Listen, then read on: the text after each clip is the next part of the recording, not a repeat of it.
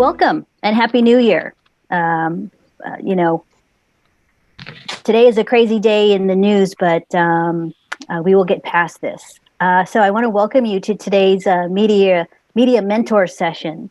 I'm Dolly Wolf. I'm the founder of One Day Immersion. And I just want to thank you so much for spending some time with us today and offering your support. I think you're in for a really great treat, if I say so myself. We are a nonprofit 501c3 organization. We focus on providing, best practices and facilitating connections and real-world opportunities as you move from university into media, entertainment, and the tech industries. Today, we are kicking off the new year with featured guest speaker, media content and branding expert, Craig Parks. Craig and I have worked together, for a little over 10 years now on academic initiatives. And, he was one of the first people that I reached out to when I was launching ODI and said yes. So we've been working together for a very long time. So I wanted to share also some highlights, if you haven't read a little bit of his bio yet, around his career path. He was most recently the GM of brands for Jukin Media, and he was responsible for the management and growth of Jukin's 5 consumer brands.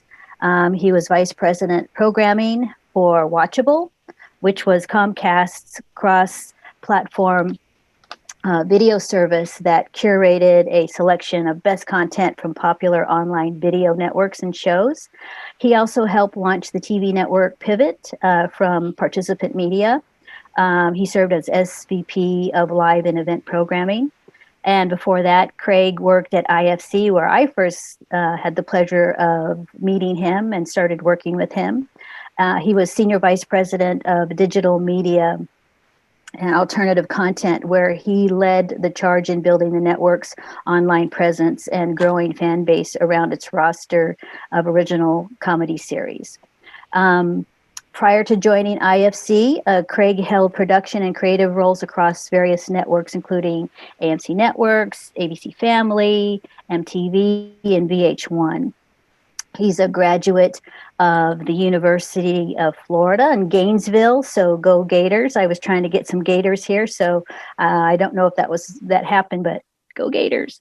And he's a branding expert, and he's going to share experience around his topic today, which is look sharp, how to package yourself for your next job or internship, which I think everyone can benefit from. And there's much more coming from Craig in the near future, because I just think he's awesome. So it's my pleasure to please welcome our guest speaker, Craig Parks. Thank you so much, Dolly. That was really sweet. And hi, everybody. Coming to you live from South Pasadena, California, and Los Angeles. Dolly went over my background. I maybe a good place to start. Number one, this is an honor to speak to you guys. I'm really excited to be able to impart whatever wisdom I've been able to gain over the years, but also to get your feedback along the way, and excited to be able to help. When I came up as a producer. I was trained in production management. Eventually I became a producer, mostly at MTV and VH1 back in the 90s. This is back when they were still like all about music television. And I had a mentor who was very pivotal in my life, as mentors are, and he was instrumental in helping me understand what a producer is. Before that, I wasn't, frankly, even entirely sure. But he basically helped me understand that, my job was to work with all the experts that was needed for a production, bring them together and facilitate what it is they do. What he did to sort of get me to see this is he forced me to actually go stand by every single person over the course of a number of shoots and basically ask them so many questions that they eventually said, "Get the hell away from me, I'm working." But what he did was he was trying to help me understand and see the big picture. And that's ultimately a big part of the producer's job. That experience, the years later, I realized the power of what he did. And so to this day, I feel like it's incumbent on me to be able to give back as much as humanly possible. So, that started my career, and over the years, as Dolly kind of walked through my career path, it's been an unusual one. It's kind of zigged and zagged along the way. And I thought a lot about and had to think a lot about, how do I package myself and my experiences to make sense to people that are looking for, looking to grow their team and looking for certain skills that I may possess. And what I found out is that, look, some people are really, really good at that. Some people just intuitively know, this is what I am, this is what I do. I think most people have a harder time with that. I think that we often struggle. We know we've done good or interesting things that are of value, but we don't really understand how to put it all together into a way that makes sense. So what I'm hoping to do here today, and I got a presentation to walk you through, what I'm hoping to do is get you to think differently about how you package yourself. So let me do this. Let me first share my screen. Feel free to ask questions. I might be kind of rambling, so if I miss, just hold your questions, or maybe use the chat function. There's a chat function here if you want to list your questions. We can certainly get into stuff at the end. I want to leave some time at the end to answer any questions, and then I'm going to make myself available to all of you guys after this via email to continue to ask questions and so on and so forth. So with that, Dolly, you want to jump to the next page? So I've put this together with cute animal pictures just to hopefully make this a little lighter. But the main point here, we all know, I think we all know that finding a job is hard. And I think from your POV, from someone who's looking to start their career or is still in the early stages of their career, it's particularly daunting. Well, unfortunately, it never becomes less daunting. Finding that next move is a tough one. And you never ever stop having to figure out how to package and sell yourself. So really, really important here. These questions that this cute little cat is asking, they never really end. And when you can talk to the biggest CEO in the world, the most successful person in the world, they continually go through these things in their head. So just really important that you think about that. Dal, you want to jump to another one? So employers, they want to hire. This is really, really important. Employers, they want to hire interesting people with confident and clear perspectives. They're not just looking for someone who has done what they think they need done. They want someone to come in there and be great and be special and thrive. And so the good news is that is you. Now, the first challenge for you guys is understanding that is helping the employer see that in you. And that's what I'm here to do. But there is a bigger challenge that I've seen consistently, is making sure that we get you to see it in you. And this is really, really, really important here, because, this is not about building the best resume. This is about giving you the confidence inside to understand what you're good at and how you can help people. That's where all of this starts.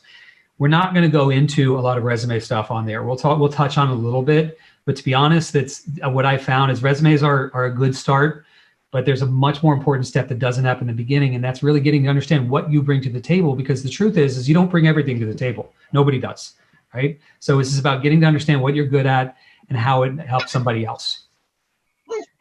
Okay? Dolly, next. There we go. So what I'm going to do is talk also a little about some media industry secrets here. I'm going to lay some knowledge on you and have some straight talk. Obviously getting seen and noticed. If you haven't already started this, it's really hard, okay? That's probably not so much a secret to you. It's kind of pretty much well understood.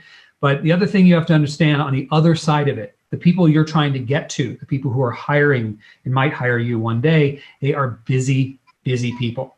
You have to understand, you have to start thinking about putting yourself in their shoes. They have too many meetings, they have too many emails. No matter how many times you've reached out, they may know that they should get back to you. But honestly, you have to understand how truly busy they are. The other thing that I think is really important is that at the end of the day, the person who is going to hire somebody, a good way to think about this is they just want to know, how are you going to make me, the hiring person, look good, right? Because that's what they have a tremendous amount of pressure from the top, whoever their boss is or bosses are. They're saying, you have all of these objectives to achieve. I'm going to give you the head count to hire a new person. You better make it work. And because I'm going to come back to you every quarter and make you prove it. So remember that the person looking to hire you is basically saying, how are you going to help me look good, right? And lastly, we talked a little bit about this. Now, the good resume is essential, but I promise you this, not a single person will ever read your entire resume. It's an unfortunate reality. They will skim it. At best, they'll look at the first half really closely. They really will not look at much. Now, this is really important. We'll touch on some of this stuff later about, it is important about creating a good resume, but I do think there's too much importance put on resumes. But the bitter truth, the bitter reality is that unfortunately, that's just, you can have the best resume in the world. It may not matter. We'll talk a little bit more about that. Okay, next slide. All right.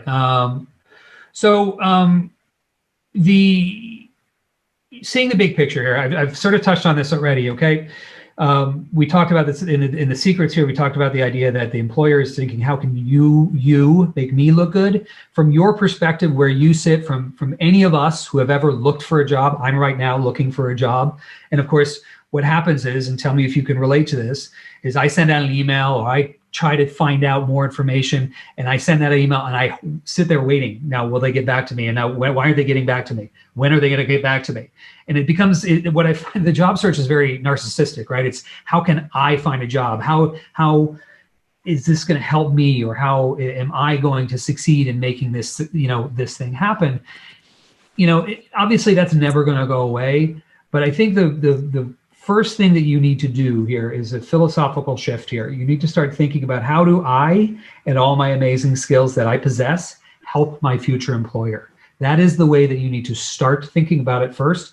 Of course you need a job. And even, and of course you're going to be desperate and you're going to be checking your email too many times and waiting for the phone to ring for too long. That's a given.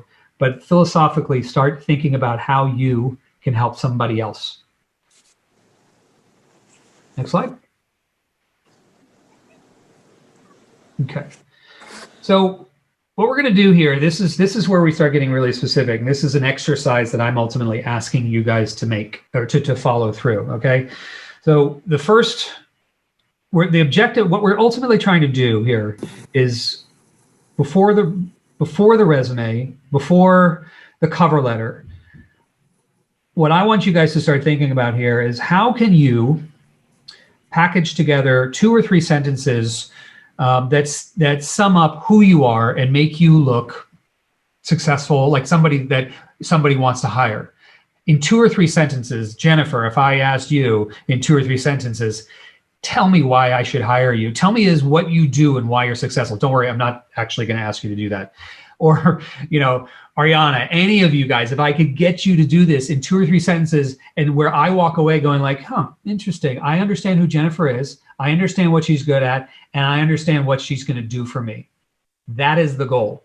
Is if you can do that, if you can help me quickly see what you guys are what you personally are good at, that is going to start filtering down into your resume building. It's going to filtering down to your networking. It's going to filter down into your cover letter. What you need is, think of it as a mantra or an elevator pitch, right? That is what I want you guys to think about and what I want you to work on. So now, how do we do this? Now, this is where it gets interesting.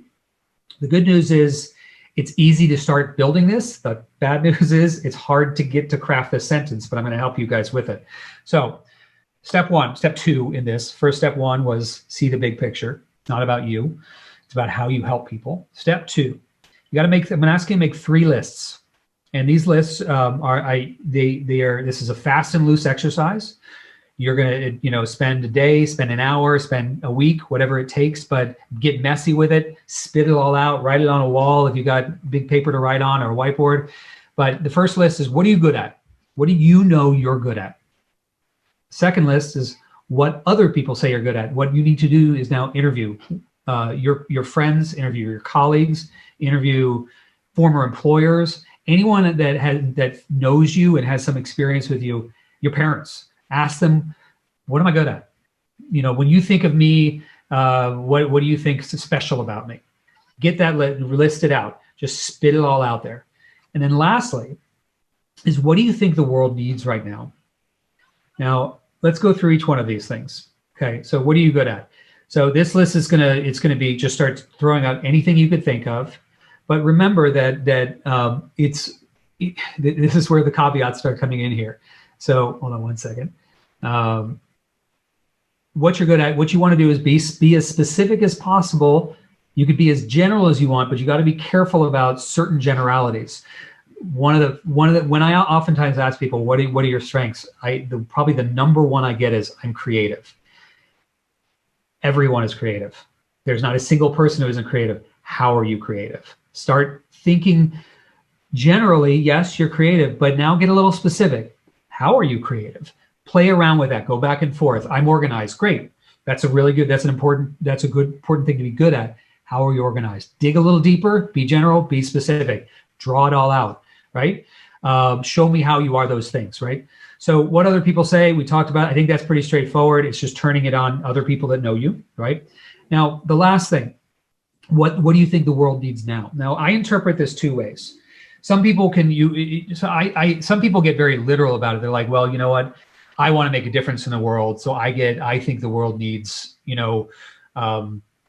something that connects us and eradicates racism. Great. That is one thing that could be, or it could just be something you're passionate about, that you think that, there needs to be better writing in sports coverage. That it's whatever it is, but this is what we're ultimately getting at with this section here is what makes you, right? That's what's going to come out of this thing is that makes you special and frankly makes you interesting, because the other two things, the other thing, what you're good at, important, incredibly important stuff. But as an employer or someone who's going to hire you, I really do ultimately care. Are you interesting? Are you special? Are you going to make me look good because you bring a unique perspective or set of skills to the table, right? So I'm going to stop there. Do you guys have any questions? Does this generally make sense? Do you have any questions, or is it confusing anybody? I'm going to take that as a no. All right, Dolly, next question. Oh, yep, question. Here we go. Okay. So about like what you're good at, isn't it kind of like a bit relative of a term? Like what I might say, like I might be good at something, but other people might not see it that way, I guess. Well, my first reaction is this, is that obviously it's relative to a career or a job you're looking for, right? So I'm good at, let's say, I could say I'm good at swimming. Well, who gives a shit? That's not going to help me get a job, right? So you have to start thinking of it within terms and within the filter of your either the career you desire or the experience you've had relative to the career you're looking for, right? Does that make sense? That's the better way to look at it. So if you say if you say I'm creative, and that's good, that's a good start, but you could also say I'm creative in getting people to think differently, or getting people to interact in unique ways because I have done X, Y, and Z, right? It usually is built off of your direct experience. When you think back on this, you're going to say, well, I've always felt, or I've always been told I'm good at X. Well, why have they done it? Why do you think that? And why have people said that? So you're gonna have to sort of play around with this along the way. Jennifer, you have a question?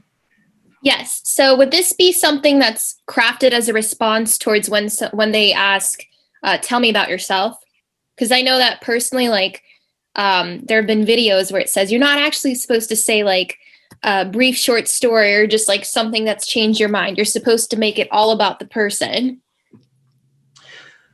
Well, I'm not entirely sure I understand that video, but with what you're saying there. But the way I think about this is in very simple terms. It's like, at the end of the day, this is about you. So this is an exercise for you, and you know what you're good at, and you should. If you have to start there, you can't start from what you think other people want. That will never get you anywhere. Start with what you know you're good at, because every one of you are good at something. I promise you. And that is that if you can't start there, then you're going to have a hard time getting much further than that, because you have to believe in yourself and you have to believe in your experience. And the good news is even if you aren't the most experienced person yet, even if you've never had a career in media at all, if you're looking for your first career in media, you still have done things in your life, unless you've been a complete and total lazy slob or something. You've done something in your life that proves what you're good at, whether it's through community activism or engagement in school activities and clubs, whether it's your academic pursuits, sports, and so on and so forth. No one is expecting you to be an expert in everything all the time. It's just, at the end of the day, you have core essential strengths. Every person does. The exercise here, what these first two things are, is helping you understand and get clear on what those are. They're going to change over time. You're going to learn along the way, and you're going to think about things differently along the way, but you got to start somewhere. And this is why this is one of my favorite questions to ask people. And I actually ask this in interviews, even to people who are very senior. I've talked to people who have more experience than me, and I just say, you know what, tell me what your three greatest strengths are. Because to me, if you can't say that in an interesting way, if you go, well, I'm organized, I'm smart, and I'm funny, or I like people, it's like, no, there isn't a person on the planet who isn't all of those things. What makes you you is really what this is about, right? Now this is we're going to get into this in the next thing. It's hard to do this, but but the exercise is really, really valuable. I struggled when I went through this exercise, because the way my brain works is I wanted to craft the most perfect thing before I even understood what the thing was, right? But if you break it down by just putting shit on a page or on a wall or whatever, start there. Let's go to the next slide. That'll be a good transition here. So we're now creating our elevator pitch. Let's say you've gone through this exercise here, right? You have a lot. You should have 10 to 30 words, phrases, even if that's some that repeat themselves, which is going to happen. It's totally fine for each of those lists. Maybe this third one won't have as much because it tends to be more specific. Start looking. Now what you're going to do is you're going to start narrowing this down. You're going to look into common themes. You're going to start thinking about these and notable keywords. You're going to see words come up again and again, right? And you're going to see themes showing up, right? So again, you keep seeing creative. Well, what is it about that creativity? What is it about, like, why? What is it that drives you to be creative? Start picking and pushing and pulling at this stuff, and think about, like, and find patterns. What broke it for me was that I started realizing that, oh my gosh, what I was doing as a producer. Remember when I told you that I was, when I finally understood what the hell a producer was? Years, maybe 7-8 years later, when I was no longer actually making stuff, I was in charge of people who were making stuff. I realized that, oh my God, all I was doing when I was responsible for creating strategies that had objectives tied to them. Well, you know what? That's producing. It's coming up with a big idea and figuring out all the resources needed to get it done, right? And then in reporting on those objectives. So you find these patterns. So you're going to go through your same exercise. To that end, this is going to take some time. So I highly recommend you find a mentor, someone who has managed people, and more importantly, who has hired people and understands this process. They will know what you're going through. They'll get what your objective is. If you say, I'm trying to create a pitch, an elevator pitch for myself, they'll understand that. They'll say, oh, okay, well, I'm happy to help you. And get a coach, someone who could wordsmith with you and play around with it. Because what you're going to find is that it's going to change. You may need multiple versions of it, is something you'll get into. And I will show you some examples coming up shortly. The elevator pitch, the one way that this was described to me when I was going through it was the coach said to me, he said, imagine you are suddenly in an elevator standing next to important CEO, and the guy is really nice and says, hey, how are you? What do you do? What are you all about? Or what do you do? You have a split second to say something that makes you sound interesting. You better be ready, right? And I think that if you think back to what I said about industry secrets, about people being busy and how hard it is to get noticed, That's why this is important. You have a precious second or a precious moment to take somebody's time. They've been kind enough to give you the time. You better be ready. And this is the best way to start, because you have, they say, well, Jennifer, tell me yourself. Well, I'm a blah, blah, blah, blah, blah, 2 or 3 sentences. Then the person goes, cool. Then they have a way and they can start asking questions. It truly changes everything. So let's take a pause there. What I want to do after this is I'm going to show you some examples of what these look like. And I'll also talk about mine too. But before I do, any questions here?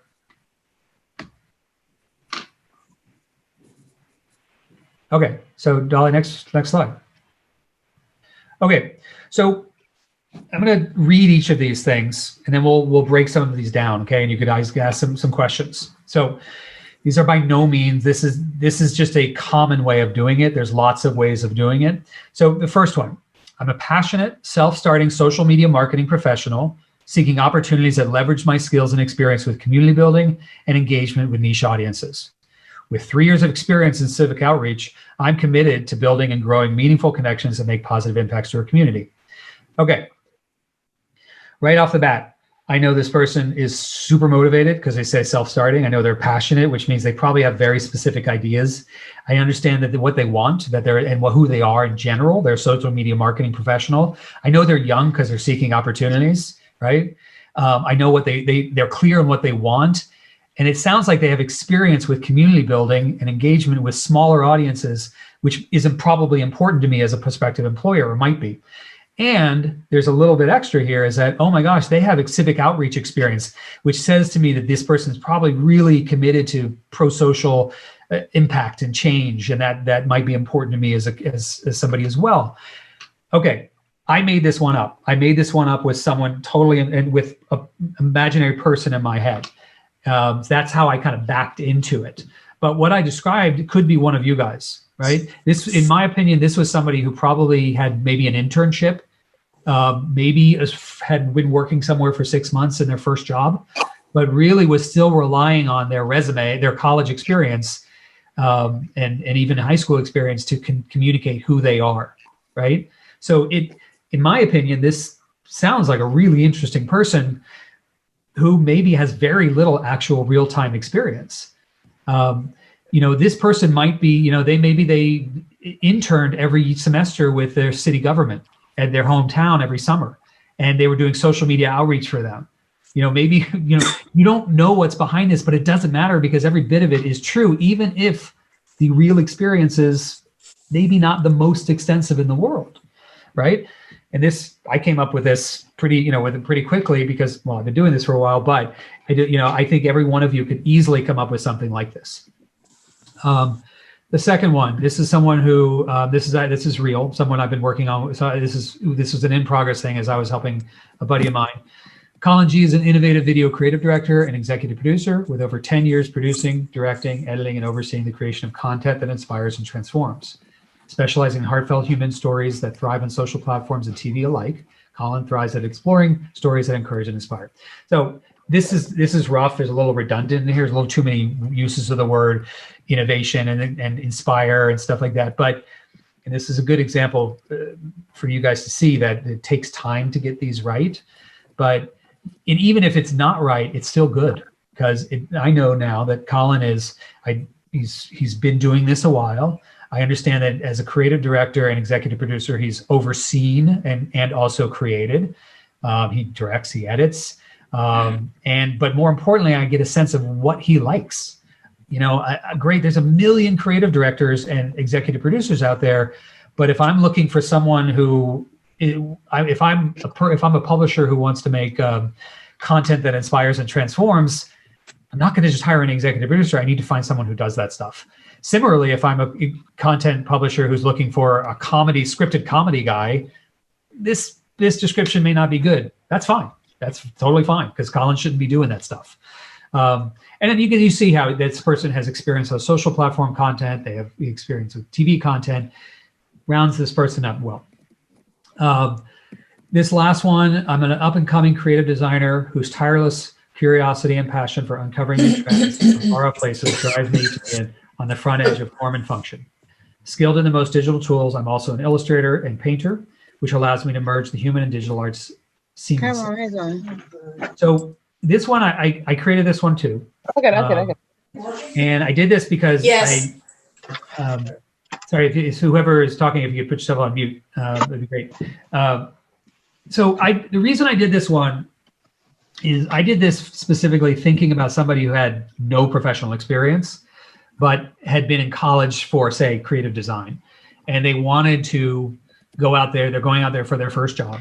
And creative pursuits versus, say, business pursuits sometimes are even harder to do because, creative, similar to what I said about the scripted versus nonfiction content, you need to really be clear about who you are. But I thought this was important because for some of you who haven't necessarily found their first job, this is a person who, okay, they've, say, taken classes in creative design. They have a portfolio because they've made one for college, right, through all their work. Maybe they've done some pro bono work or some, internship work that they could put in there, whatever the case. But they're describing themselves as what they are. They're up and coming, so they're new. They're a creative designer, good. But more importantly, they have a curiosity and passion for uncovering new trends from far off places that drives me to the front edge of form and function. It's really important for this person to be seen as innovative and has their finger on the pulse of trends, right? That's valuable. That's something that is important to me, and this person says, they skilled in most digital tools, so they can use Photoshop and they can use all this stuff. But more importantly, I have something special that I bring to the table. I'm an illustrator and a painter, which allows me to merge the human and digital art seamlessly. So it makes me sound special, and I clearly am bringing a unique skill to the table. So the truth is, this person may have never been paid for work in their lives, but this person sounds like a kind of interesting candidate. So what do you guys think with this? There's more to go, but I just before I move on, is it starting to make some sense?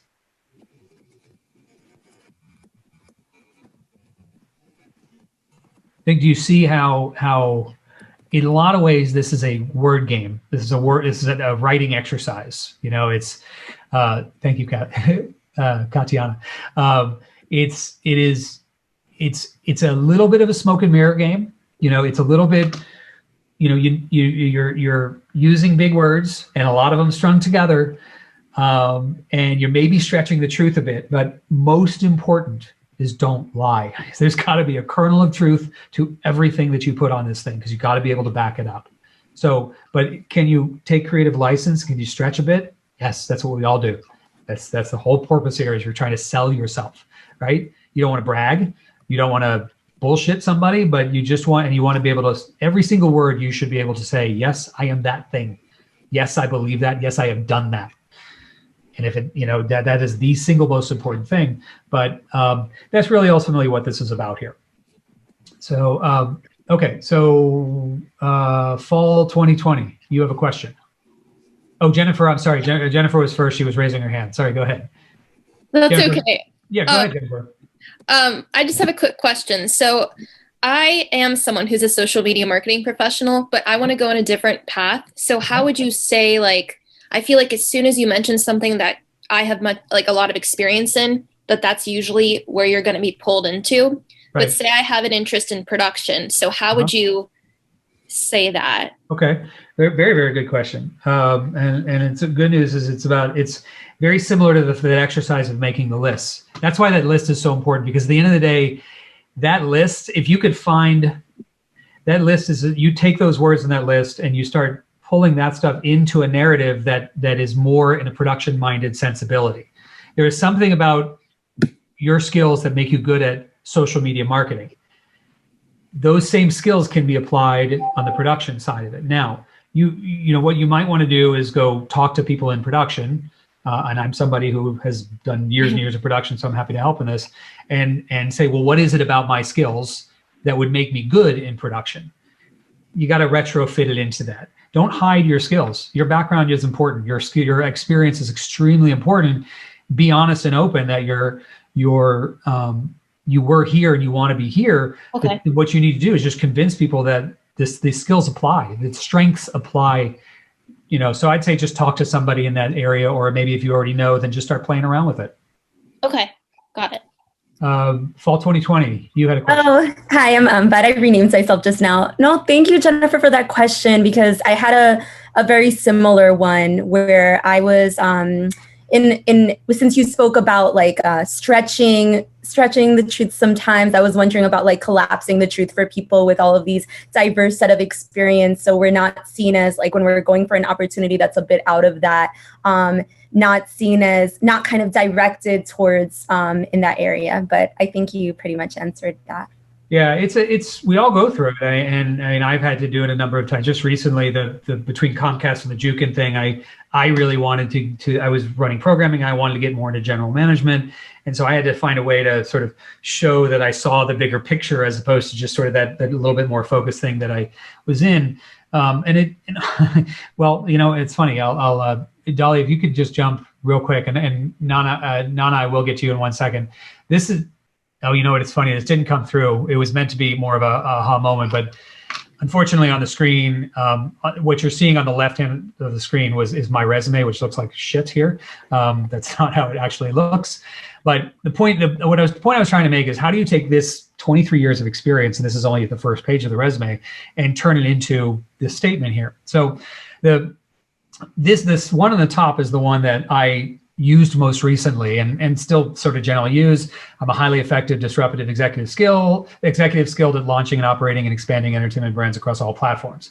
I have proven success setting key business strategies across programming, marketing, operations, product, and engineering while exceeding those KPIs. So that was specifically designed to show that this one is very resume. It's obviously not something I would say to somebody, but it was designed to show that I have experience in all these different areas and that I have success because I exceed KPIs. I expand entertainment brands across all platforms, blah, blah, blah.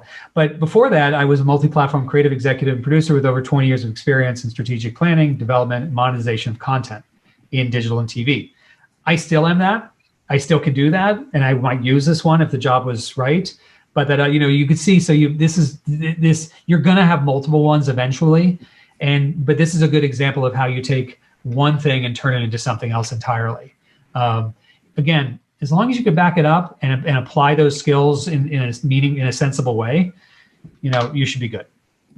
Nana, what's the best way to answer the question, what's your weakness? Good question. That is a tough one and it's a charged one because, you don't want to get yourself in trouble, right? If you're interruptive and difficult, you don't want to say that. So what I would suggest on what's your weakness is find a way to sugarcoat it, be honest with yourself and say, God, I'm kind of boorish and I interrupt people all the time.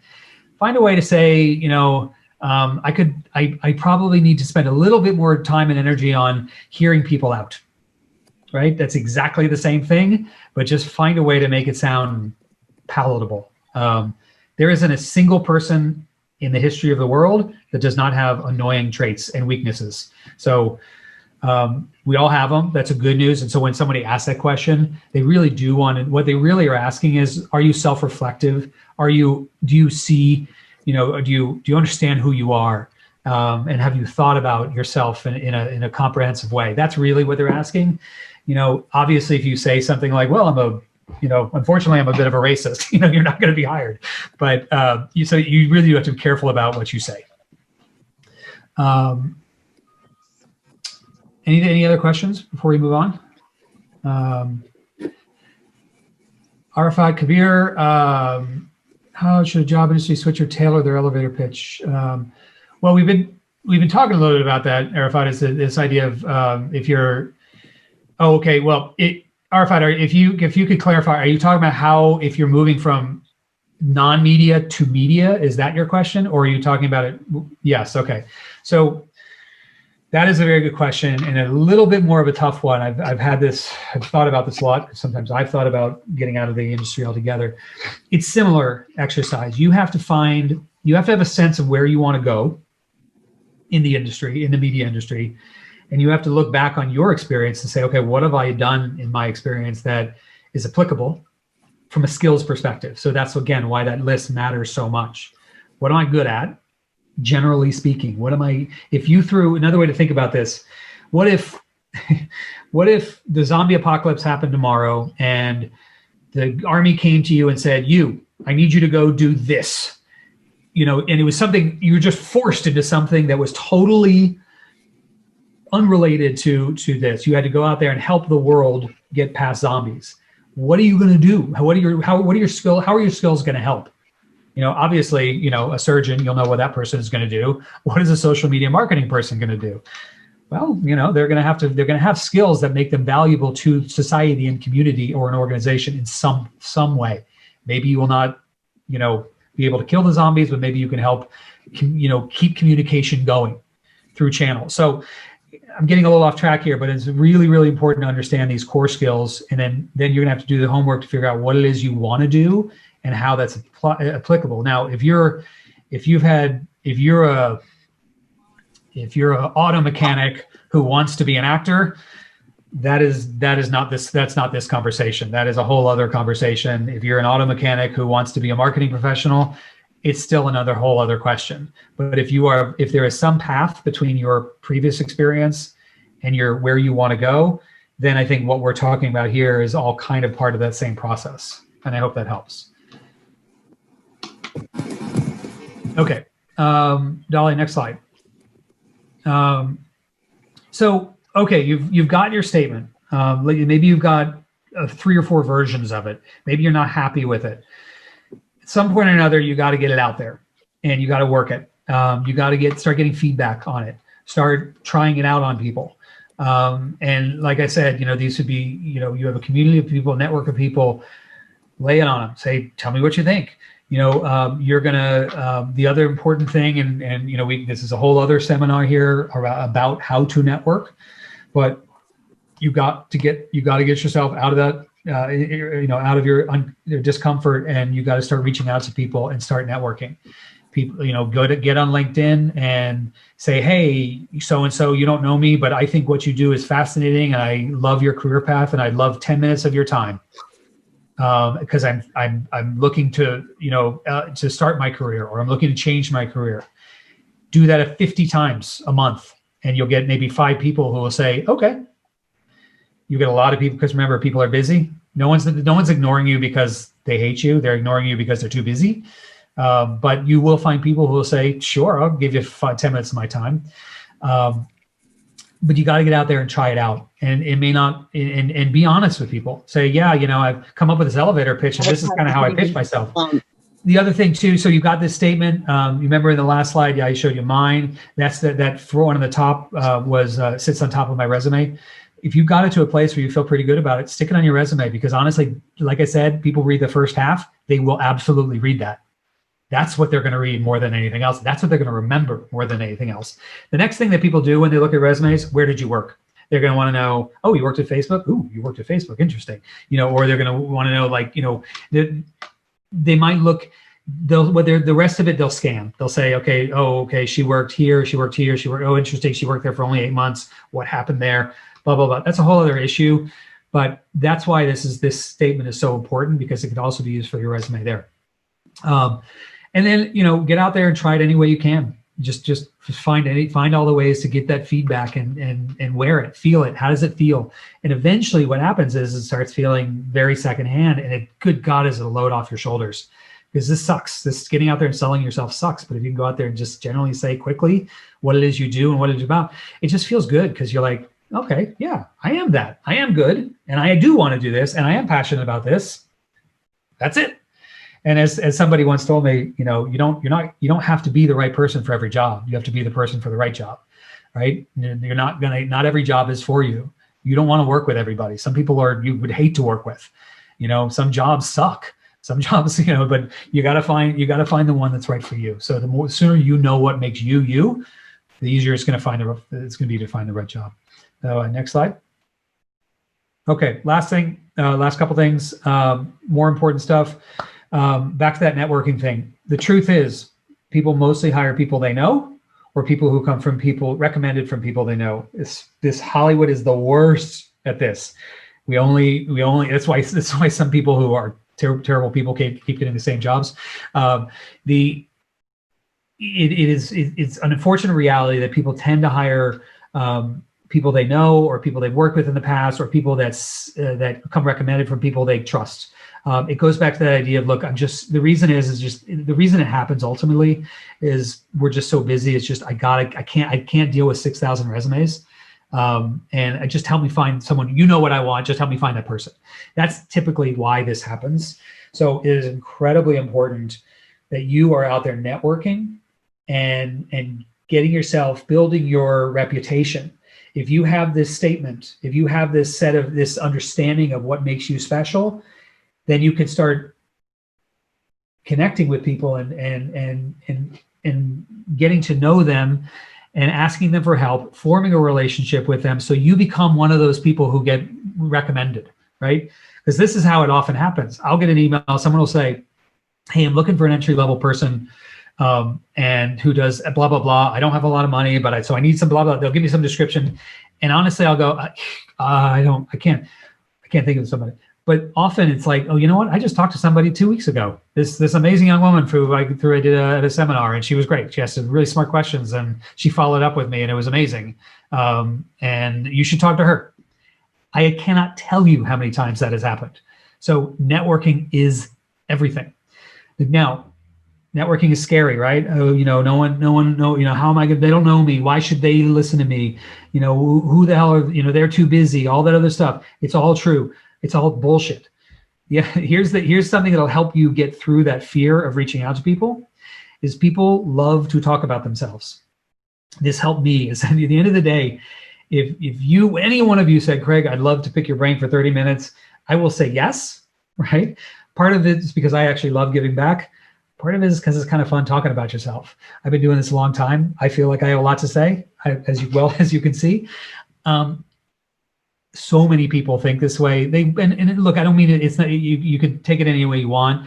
That I mean, you get egomaniac or something. It's not that. I actually do love to give back, and you'll find that many people are like this. And if you come to somebody and say, "Hey, give me a job," I'm immediately on the defense. If you say, hey, I think what you're doing is interesting, and can I learn from you? It's a whole other conversation. I'm much more likely to give you time of day, right? Last thing, again, so much importance on resumes, too much importance on resumes. The single most important thing that I think matters even more than experience is enthusiasm and passion. So again, if you distill down what you're passionate about and what you're good at, and you're enthusiastic about what you're good at, then that is going to make you get seen before so many other people, and make you be heard before so many other people. I promise you that. Now look, experience is incredibly important.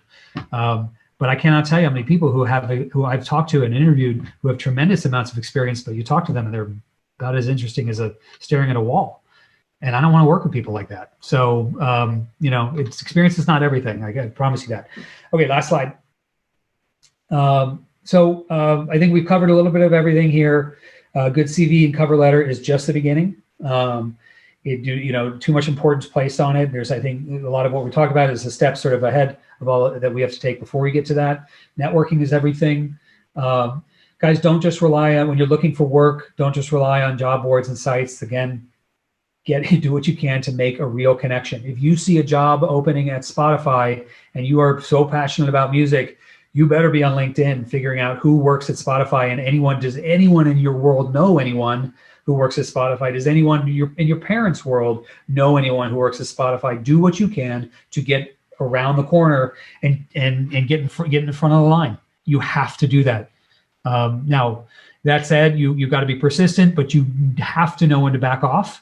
So like I said, people are busy. I often tell people, don't be afraid to email me multiple times, because oftentimes I am just too busy and I will forget to get back to you. However, there is a point where it's just like, dude, like chill, and at some point or another, you'll realize, what, this person is not going to get back to me. Just walk away, try another direction, right?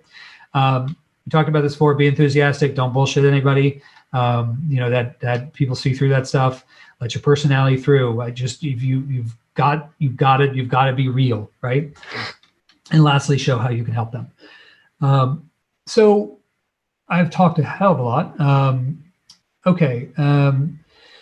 Amber, you keep different general elevator pitches depending on the context, one that sounds more human and not like you fabricated it for an in-person reactions. Okay, so yes, the ones I put up there were and on the page were things you put on paper, right? And they might be the beginning of an email or that you send out to them. But yes, you should make them. You should put them in your own words. You should put them in your own personality. But you remember, so you know, you're going to be given that. It's that two. If you could do it in any way you want, whatever you can. And should you have multiple versions? Yes, but you're not trying to be everything for everybody. That's inauthentic. You should not go down that road of worrying about, well, I've got to have one for marketing. It's just stick to something, because they should be relatively malleable, unless you're trying to really change direction. How do I experience enthusiasm and passion for potential candidates? Do I generally gauge it from in-person interactions or from the tone of emails or virtual? All of the above. So the question is, how do I experience enthusiasm? How do I read enthusiasm from somebody? It's two things. It's got to be real. It's got to be authentic. And it's going to come out. It could come out in an email intro. It could come out in a cover letter. It could come out in an interview. It can come out in any number of ways. Sometimes I'm really, because what I often get is, hi, my name is so-and-so, and I'm a young professional who's da, da, da, da, da, da, da. And it's fine. I get it. I understand. But when you get that email where it's just like, that has some personality, sometimes it's like, oh my God, like this, I know who this person is, or it makes me smile. I have also received things that are a little too personal, and so you have to, the key thing here is being authentic, but also respecting people's space and their boundaries here. If you don't know them, then you're taking a little bit of a chance by being too chill. But if that's your thing, and if that is if that is so important to you, and if they can't get down with that reach out, or that way to reach out, maybe you don't want to work with them. So it's really up to you to figure out how to express that. It's just got to be real, right? Don't force it. Everyone that you're reaching out to has been in your shoes and or will be in your shoes again at some point. So they are sympathetic ultimately to who you are. Are there assholes out there who are jerks? Yes. But mostly people are pretty cool and just busy. Any other questions, guys? Jennifer. I think, Kayla, do you have a question? She can go first. Oh, hi. Oh, hi. Yeah, I have a question regarding networking. And I have heard before, like you said, people love to talk about themselves, and or even compliments are kind of even a good route to go. I admire your work, all of that stuff when you're networking. I've also heard or read that sometimes, say you're sending someone a message on LinkedIn, asking a specific question is sometimes better. So you gave the example of Spotify, like asking a specific question about either the company or the position that's available, sometimes better, because they're more likely to give a specific response to that question versus, just cold email. I didn't know if you had any thoughts on that, or if that's an advantage or anything. Good question. I do. So I think that's a great way. That is a great way to network. Is the more specific you can be, the better, because remember, people are busy, right? And if I'm generally open to it, but I'm busy, if I get something that I could respond to quickly and feel like I've done good, that's good. It's a sort of a win-win. What has happened? What sometimes has happened is someone will say this on LinkedIn. Someone will reach out, and they're young and they're junior, and they'll say, I saw this job that you are hiring for, and was wondering maybe if you think I might be good for it. And they'd attach their resume. It's like, dude, don't make me work. It's like, or like, you think I'd be good at this job at this place, even if it wasn't a job that I'm hiring for. You do think it through a little bit and just try to make it so it's an easy response, and that the person they don't have to read something or go follow a link or something like that. So it would be like, hey, Greg, So I've had 3 or 4 years of experience doing marketing and social media for Pandora, and I just am super excited about Spotify. I think they're just doing ahead of the game. They're so ahead of the game. And there's this job they have, and the description of it says blah, blah, blah.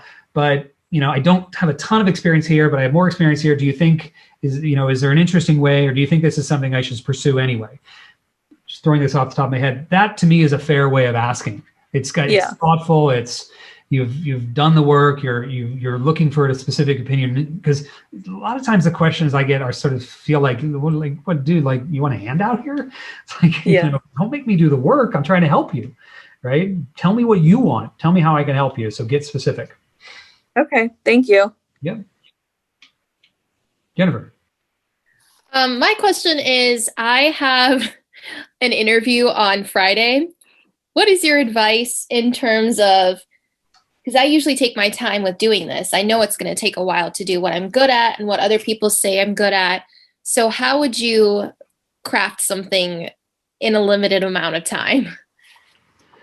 Yeah, well, don't worry about, don't push yourself too hard. This should take more than 3 days to do. And it's not this, it's a good thing to have, but start with a list of strengths, and start with that. And what sometimes has helped in interviews is like when somebody say like, tell me what your strengths. And you could say, it's funny. You could say, I was on a seminar the other day, and the person said, they came up with this, and I'm in the process of doing it. It's been a fascinating experience, and blah, blah, blah, blah, blah. You got to try to be as human and real as possible in an interview, right? Like I said, no one is expecting you to be perfect. We put so much pressure on ourselves. I'm a perfectionist. I'm the worst at this. I get so nervous before any interaction with other people, including this one, before it starts. So the best thing to do is just be real, and be prepared. So get a list of what you're good at, get a sense of how you're special and what makes you special, and just keep coming back to those things, and you'll be fine. Okay. Thank you. Yeah. Anything else? Anybody? So last thing, you can all find me on LinkedIn. I say this after everything that I do at ODI, and I mean it. I will connect with every one of you. I will help you all if you reach out in any way you want. Well, not any way you want. I will help you with this process. I'm more than happy to look at your lists. I'm more than happy to look at your and help you craft your statement. I'll give you real-time feedback. And I'll set up time with you individually. Just the only thing I ask in return is please be prepared, and please, take this opportunity very seriously, and just be prepared. Please don't come to me and say, well, I'm thinking about this, but I don't really know. But just do some of the work before you reach out. Yeah, so just find me on LinkedIn, and happy to help.